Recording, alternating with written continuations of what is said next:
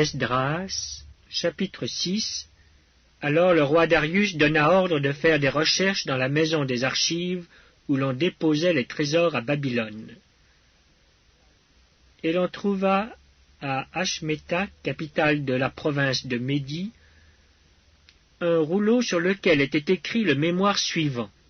La première année du roi Cyrus. Le roi Cyrus a donné cet ordre au sujet de la maison de Dieu à Jérusalem. Que la maison soit rebâtie pour être un lieu où l'on offre des sacrifices, et qu'elle ait de solides fondements. Elle aura 60 coudées de hauteur, 60 coudées de largeur, 3 rangées de pierres de taille et une rangée de bois neuf. Les frais seront payés par la maison du roi. De plus, les ustensiles d'or et d'argent de la maison de Dieu, que Nebuchadnezzar avait enlevés du temple de Jérusalem et transportés à Babylone, seront rendus, transportés au temple de Jérusalem à la place où ils étaient, et déposés dans la maison de Dieu. Maintenant, Tatnaï, gouverneur de l'autre côté du fleuve, Shethbar-Boznaï et ses collègues d'Arphazak, qui demeuraient de l'autre côté du fleuve, tenez-vous loin de ce lieu. Laissez continuer les travaux de cette maison de Dieu. Que le gouverneur des Juifs et les anciens des Juifs la rebâtissent sur l'emplacement qu'elle occupait. Voici l'ordre que je donne touchant ce que vous aurez à faire à l'égard de ces anciens des Juifs pour la construction de cette maison de Dieu.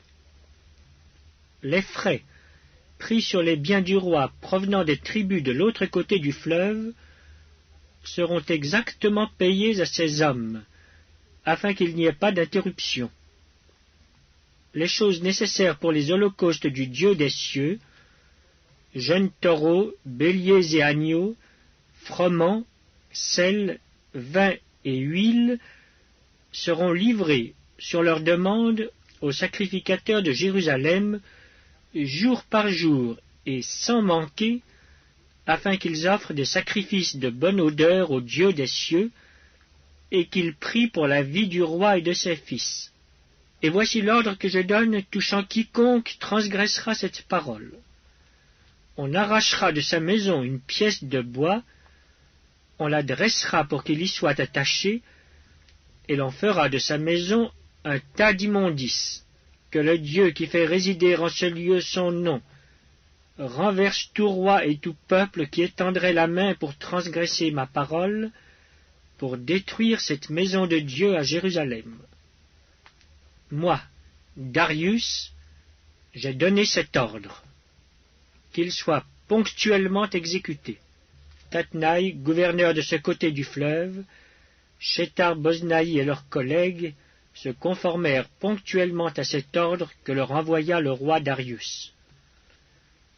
Et les anciens des Juifs bâtirent avec succès, selon les prophéties d'Agé le prophète et Zacharie fils d'Iddo. Ils bâtirent et achevèrent d'après l'ordre du Dieu d'Israël et d'après l'ordre de Cyrus, de Darius et d'Artaxerxès, roi de Perse. La maison fut achevée le 3e jour du mois d'Adar, dans la 6e année du règne du roi Darius. Les enfants d'Israël, les sacrificateurs et les Lévites, et le reste des fils de la captivité, firent avec joie la dédicace de cette maison de Dieu. Ils offrirent pour la dédicace de cette maison de Dieu 100 taureaux, 200 béliers, 400 agneaux, et comme victime expiatoire pour tout Israël, 12 boucs, d'après le nombre des tribus d'Israël. Ils établirent les sacrificateurs selon leur classe, et les Lévites selon leur division, pour le service de Dieu à Jérusalem, comme il est écrit dans le livre de Moïse. Les fils de la captivité célébrèrent la Pâque le 14e jour du 1er mois.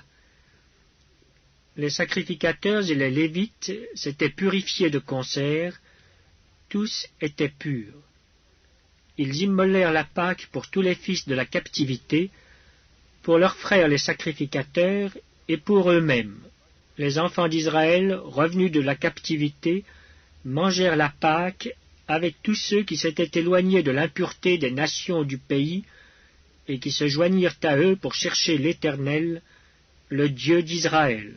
Ils célébrèrent avec joie pendant 7 jours la fête des pains sans levain, car l'Éternel les avait réjouis en disposant le roi d'Assyrie à les soutenir dans l'œuvre de la maison de Dieu, du Dieu d'Israël.